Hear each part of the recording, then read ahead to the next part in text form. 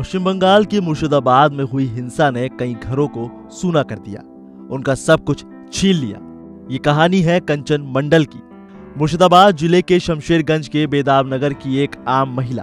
कंचन के पति नहीं है, वो बीड़ी बनाने का काम करके किसी तरह अपने परिवार का पेट पालती है। सब ठीक ही चल रहा था, वो खुश थी क्योंकि आने वाले 29 अप्रैल को उनकी बेटी की शादी होना तय थी।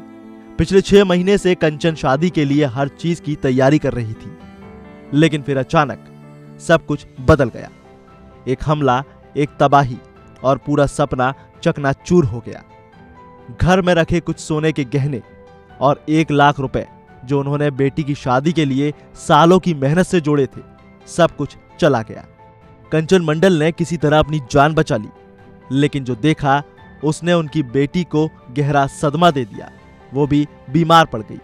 अब कंचन मंडल समझ नहीं पा रही हैं कि ऐसे हालात में उनकी बेटी की शादी कैसे होगी, कैसे फिर से खड़ा होगा उनका उजड़ा हुआ घर। फिलहाल अब कंचन का नया पता है मालदा का परलालपुर हाई स्कूल, वो स्कूल जो अब कई परिवारों के लिए राहत शिविर बना हुआ है। 15 तारीख বিয়ে আছে। কোন 15 তারিখ? এই বৈশাখ মাসের 15 তারিখ। আচ্ছা।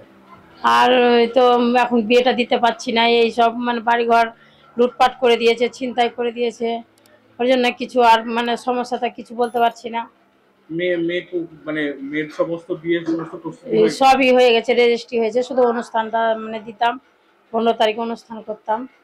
আর তো হলো না, এই সব মানে ঝুট ঝামেলা হওয়ার পরে আর কিভাবে বিয়েটা দিব, ওর জন্য কিছু বলতে পারছি না।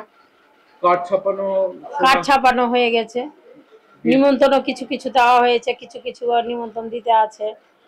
এইটো আর কি বলবো। বাড়িতে তো নিশ্চয়ই সোনা গয়না সবকিছু টাকা পয়সা সোনা ধরেন যে ওরা তো সব নিয়ে চলে গেছে। আর কিছু আর বেশি বানাইনি, ওই মানে 1.5 ভরি মতো সোনাটা বানিয়েছি। আর কিছু বানাতাম, টাকা পয়সা ছিল হয়তো, ছিল 1 লাখ মতন বাড়িতে ছিল। ওরা সব নিয়ে নিল।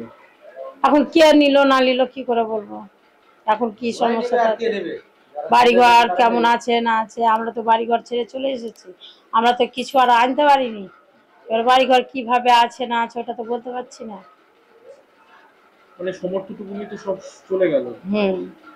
কি করতে তোমরা, কি করতে? আমরা বিড়ি বেঁধে খেতাম, আমার স্বামী নাই, আমার ছেলে দুটোকে মানুষ করে বিড়ি বেঁধে খেতাম। গরিবের সংসার, আমরা যে খুব একবারে মানে বড় লোক তা তো না, আমরা মানে গরিবের মধ্যেই। তো এখন সবাই মিলে মানে সাহায্য দিত।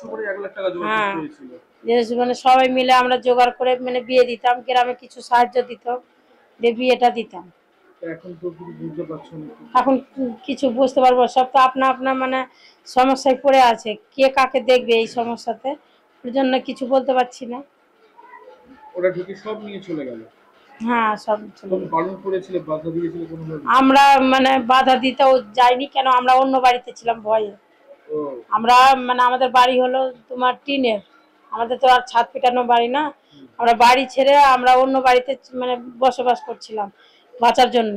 এখন আমাদের বাড়ি কিভাবে আছে না আছে আর আমরা ঘুরে আর বাড়ি যাইনি, আমরা নৌকা পার হয়ে চলে এসেছি।